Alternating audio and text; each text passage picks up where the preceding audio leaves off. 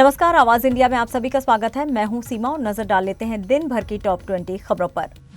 प्रधानमंत्री नरेंद्र मोदी ने इटली के प्रधानमंत्री जॉर्जिया मेलोनी की आत्मकथा I am Giorgia my roots my principles की प्रस्तावना लिखी।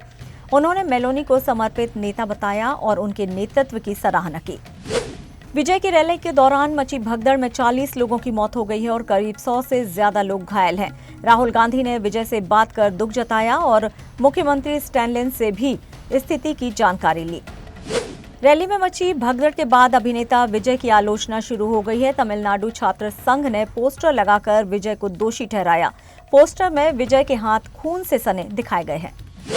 जम्मू कश्मीर के मुख्यमंत्री उमर अब्दुल्ला ने केंद्र सरकार पर आरोप लगाया कि उसने पूर्ण राज्य और छठा अनुसूची देने के वादे को पूरा नहीं किया है। उन्होंने कहा है कि इससे क्षेत्र में अविश्वास बढ़ा है। केंद्र की नीतियों से लोगों में असंतोष है। लद्दाख में हुए प्रदर्शन से 4 लोगों की मौत हो गई है और लेह में कर्फ्यू जैसा प्रतिबंध लागू किया गया है। 44 लोग गिरफ्तार किए गए हैं, जिनमें सोनम वांगचुक भी शामिल हैं। वांगचुक पर एनएसए के तहत कार्रवाई की गई है। दिल्ली के मुख्यमंत्री रेखा गुप्ता ने 300 देवी ई बसों को हरी झंडी दिखाकर नई परिवहन सुविधा शुरू की है। इन बसों से 21 नए रूट और 625 बस स्टॉप जुड़ेंगे। इससे यमुना पार के लोगों को लाभ मिलेगा और प्रदूषण भी घटेगा। सीएम पुष्कर धामी ने घर घर स्वदेशी स्लोगन के साथ आत्मनिर्भर भारत अभियान की शुरुआत की। उन्होंने इसे विकसित भारत निर्माण का सबसे बड़ा माध्यम बताया। टीम इंडिया के अच्छे प्रदर्शन को लेकर बिहार के मुख्यमंत्री नीतीश कुमार ने टीम को बधाई दी है। कहा है, इस जीत पर आज पूरा देश हर्षित और गौरवान्वित है। प्रशांत किशोर ने बिहार के मंत्री अशोक चौधरी पर 200 करोड़ की बेनामी संपत्ति रखने और कमीशन लेने के आरोप लगाए हैं। अशोक चौधरी ने इन आरोपों को गलत बताते हुए मानहानि का नोटिस भेजा है। महात्मा गांधी के परपोते तुषार गांधी ने नागपुर से संविधान सत्याग्रह पदयात्रा की शुरुआत की। ये यात्रा 2 अक्टूबर को सेवाग्राम आश्रम में समाप्त होगी। इसका उद्देश्य देश में संविधान, शांति और एकता का संदेश फैलाना है। महाराष्ट्र के अहिल्यानगर में आई लव मोहम्मद की रंगोली को लेकर हुआ बवाल। मुस्लिम समुदाय ने इसे पैगंबर मोहम्मद का अपमान मानते हुए पुलिस स्टेशन के बाहर प्रदर्शन किया। मामला बढ़ने पर पुलिस ने जांच शुरू कर दी है। इलाके में तनाव का माहौल अब भी है।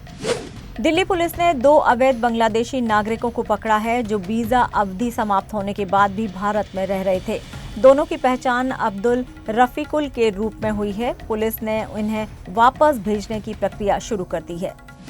पीओके में जनता के बाद अब पुलिस भी सरकार के खिलाफ प्रदर्शन कर रही है। पुलिस वेतन बढ़ाने और सुविधाओं की मांग कर रही है, जिसे सरकार ने ठुकरा दिया है। कानून व्यवस्था बिगड़ने लगी है। सरकार ने अतिरिक्त पुलिस बल तैनात कर दिया है। वियतनाम में चक्रवात बुआलोई के कारण 8 लोगों की मौत हो गई है और 17 लोग लापता हैं। हजारों घर क्षतिग्रस्त हो गए और कई इलाकों में बाढ़ आ गई है। 28,500 लोगों को सुरक्षित निकाला गया। सरकार राहत और बचाव कार्य में जुटी हुई है।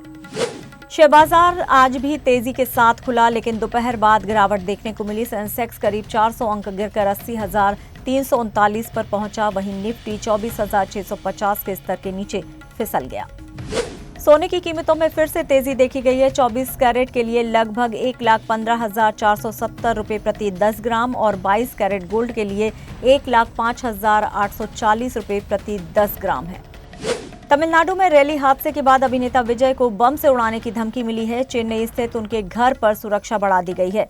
बम स्क्वाड और खोजी कुत्तों ने तलाशी ली। मामले की गंभीरता को देखते हुए जांच शुरू हो गई है।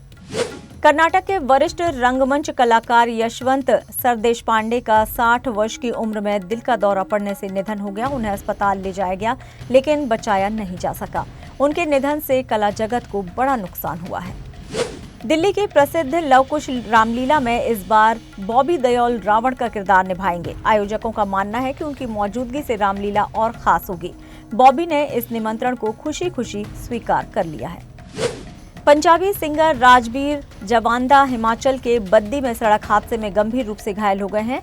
दिलजीत दोसांझ ने राजवीर की सलामती की दुआ की। साथ ही फैंस से भी राजवीर के लिए दुआ करने को कहा है। दिलजीत ने अपने हांगकांग कॉन्सर्ट के बीच में ही फैंस से ये अपील की है।